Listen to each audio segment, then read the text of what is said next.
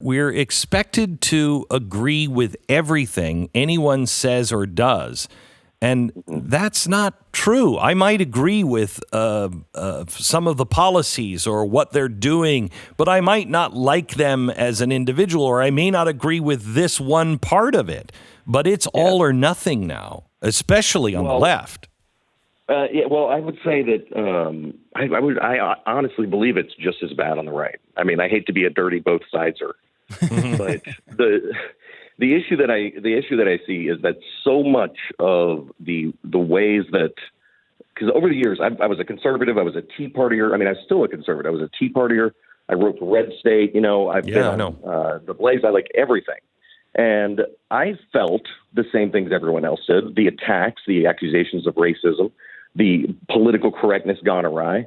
But what I've seen since I came out against Trump, and I know that you saw this as well in 2016, was this other side of that. I started getting attacked by the right, and I saw so many similarities with just different words being used. So as an example, political correctness is so horrible. Every time somebody, says something against Barack Obama, it's racism. Well, the right doesn't do that, but now every time you say something against Donald Trump, you're a snowflake. It's the same mentality. It's the same attitude. It's the same bad faith. And with that kind of bad faith, we will never bridge the gap. It's going to lead eventually to irreconcilable differences at the level of war. And we have to find a way to be able to talk to each other. Right. And that's why, again, I don't want to make this about Donald Trump, or I do want to make it about principles and how we look at things. Right now, I can't have a conversation with anyone, because if I'm talking to a diehard Trump supporter, there are things that he does and things that he says that I strongly disagree with, that I'm like, I wish he wouldn't do it. Trade.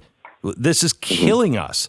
The way he lives his life, or has in the past. I don't like that at all. But if I talk to somebody and I say, I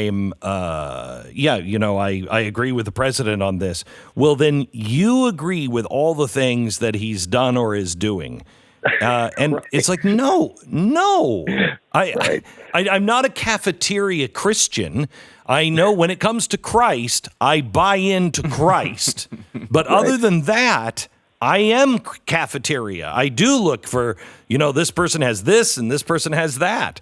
And we'll never, you're right about bridging the gap. We will never bridge a gap as long as we keep telling each other, you're all good or you're all bad.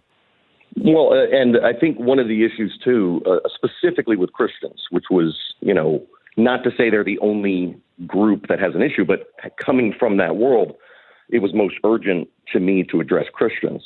And one of the things that I really think is a huge problem right now is self-delusion. People, they will lie to themselves to believe they're doing something right, even if they're defying their principles, because underneath it is a desire to fulfill their self-interests. They want their things that are more related directly to their lives, but they also don't want to seem as though they're defying their principles when they, completely backtrack on everything that they said about those in the 90s. You don't even need to go there, Ben. You make a point in the book about I've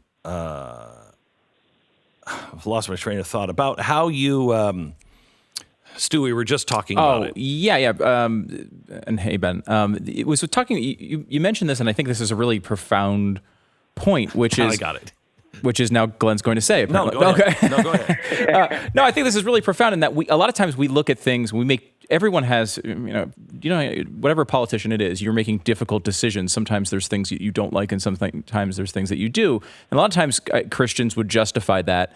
And we do often in saying that, like, well, we keep losing this and we keep losing this, and if we don't vote this way, we're going to lose this. And even as high as a religious liberty and all of these really important issues that are really important, but we don't look at it as the way that we probably should, which is not feeling bad for ourselves for losing something, but feeling bad for others who are missing out on the things, eternally from a larger perspective that we're supposed to be representing in our everyday lives. Yeah, well, absolutely. I think that, what happens is you look at what you think is best. People, Judeo-Christian values and what the country was founded on, and you know what's good, and you want what's good, and you want other people to be a part of that. As you start getting attacked, which, by the way, we were, as Christians, we were told we would be, but you start to be attacked, people start to impugn your motives.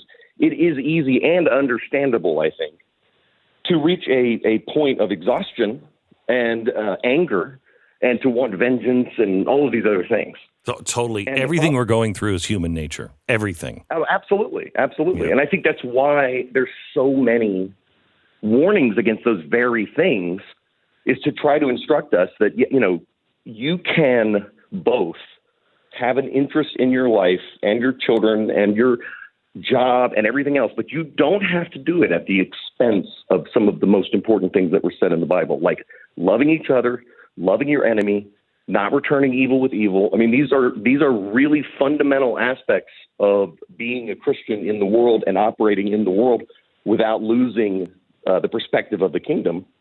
And I think that people get so afraid that they're going to lose their stuff that they start to think of it completely backwards. We should be weeping for people who don't join us, not for ourselves and what we lose. People that followed Jesus directly were crucified upside down before they died. I mean, they suffered immensely. Any one of them could have been at that moment just been like, you know what, if I just lie and I say I don't believe this, maybe they'll let me go, and rationalize to themselves, and it's important that I'm here so that I can tell other people. But no, they didn't do that. They stuck to their principles all the way to the point of death, because there are more important things than our suffering.